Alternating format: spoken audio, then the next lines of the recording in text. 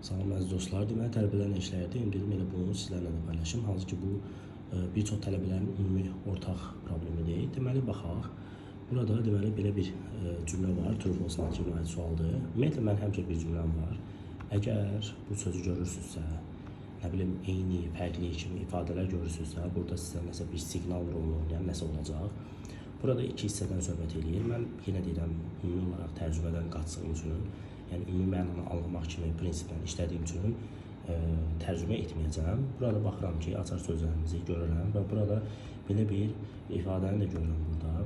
Burada onların nüqteyi eləməkləri falan hər şey verilib. Baxaq. Burada belə bir ifadəni gördüm və local hissəsində görə bildim. Nəysə, indi burada əsas məsələ nədir? Burada əsas məsələ while hissəsidir.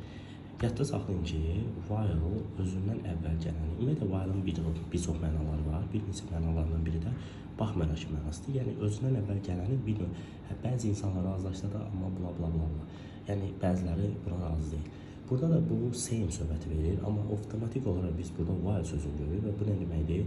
Ona görə də cavab false olacaq. Yəni, bəzən suallar üzərində dərinliyə deyil, ümumi məntiqlə cavabı tapmağa meylənməlisiniz.